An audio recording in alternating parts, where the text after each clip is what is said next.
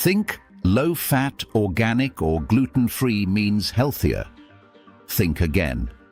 Food manufacturers use carefully crafted labels to influence your buying decisions, but the reality behind the packaging is often very different. From hidden sugars in fat-free yogurts to ultra-processed gluten-free snacks, discover why popular food marketing claims can mislead even health-conscious shoppers, and how to spot the truth on any label. Before I continue, please give this video a thumbs up and share it with your friends so more people can discover this content. I'm on a mission to hit 1,000 subscribers, so if you haven't already, please subscribe. Every single one counts and helps this channel grow. Many modern food products carry labels such as low-fat, fat-free, gluten-free, organic, natural, and light, all designed to suggest they are healthier than standard alternatives. While some labels serve a genuine purpose for people with specific dietary or medical needs, many are primarily marketing tools rather than reliable indicators of nutritional quality. In a significant number of cases, these specially marketed products are no better and can sometimes be worse than their regular counterparts. The low-fat and fat-free labels are among the most widespread in supermarkets, yet they are frequently misunderstood. Fat plays a critical role in flavor and satiety.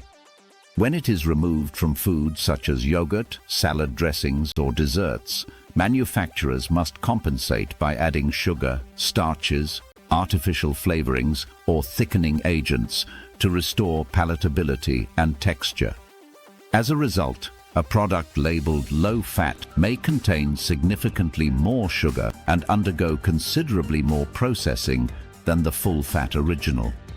In some cases, the regular version is more satiating, which can actually reduce overall calorie intake. Consumers should check the full nutritional panel rather than relying on front-of-pack claims.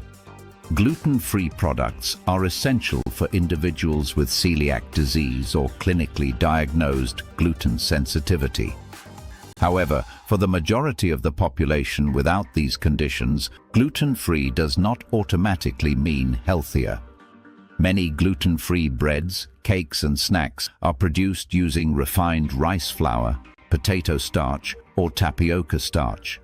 Ingredients that are typically lower in fiber, protein, and micronutrients than traditional whole grain alternatives. To improve the flavor and texture lost when gluten is removed, manufacturers often add extra fats, sugars, and additives. Consequently, many gluten-free products are more heavily processed and less nutritious than the foods they are designed to replace. The word natural is one of the most loosely regulated terms in food labeling. In many countries, it carries no strict legal nutritional definition, meaning a product described as natural may still contain large amounts of sugar, salt, or saturated fat. Similarly, free from labels, beyond those with genuine medical relevance, can create a misleading impression of purity or wholesomeness. Consumers should look beyond these terms and examine the full ingredient list and nutritional information. Light or light packaging sounds like a clear health benefit, but the term can legally refer to color, flavor intensity, or only a modest reduction in a single ingredient, not an overall improvement in nutritional quality. A light olive oil, for example, may refer to its mild taste rather than a lower calorie count. Without reading the nutritional label, consumers can easily be misled into assuming a product is substantially lower in calories or fat than it actually is. Multigrain bread or cereals sound nutritious, but the term simply means the product contains more than one type of grain. It says nothing about whether those grains are whole or refined. In practice, multigrain products often consist predominantly of refined white flour, with only a small proportion of whole grains included. For genuine fiber and nutrient benefits, look specifically for 100% whole grain or wholemeal as the first ingredient listed. Organic certification relates to farming and production methods, typically involving reduced use of synthetic pesticides and fertilizers, not to the nutritional value of the final product. Organic biscuits, crisps, sweets, and cakes can still be high in sugar, saturated fat, and calories. Choosing organic does not make an unhealthy food healthy. A consumer who reaches for an organic chocolate brownie over a standard one is making a choice about farming practices, not a meaningfully different nutritional decision. No added sugar means that no sugar was introduced during manufacture, but the product may still contain high levels of naturally occurring sugars from fruit juices, concentrates, or syrups, which the body processes in much the same way as refined sugar. Some reduced sugar products also compensate by increasing fat content or incorporating artificial sweeteners. Checking the total sugar figure on the nutrition label is a more reliable guide than front-of-pack claims. Low salt and reduced sodium labels are among the most misleading claims in the health food aisle. While cutting excess sodium is genuinely beneficial for heart health and blood pressure, the terminology is often exploited as a marketing advantage rather than a meaningful nutritional improvement. A product labeled reduced sodium simply means it contains less salt than the original version, not that it is low in salt overall. If the standard product was extremely high in sodium to begin with, a 25% reduction may still leave the reformulated version well above recommended daily limits. Similarly, no added salt means no salt was introduced during manufacturing, but the food may still contain significant levels of naturally occurring sodium from ingredients such as cheese, celery, or processed meats. There is also a compensation effect worth noting. When salt is reduced, food often tastes bland, so manufacturers frequently increase sugar, fat, or flavor enhancers, such as monosodium glutamate, MSG, and yeast extract to maintain palatability. The result is a product that scores better on one metric while quietly worsening on others. For a genuinely low-sodium choice, look for products with less than 0.3 grams of salt per 100 grams, and always check the full nutritional panel rather than trusting the front-of-pack claim. Products marketed as high-protein or branded as energy and fuel snacks are increasingly common, often positioned as fitness or performance foods. While adequate protein intake is important, many of these products are also high in calories, sugars, and ultra-processed ingredients.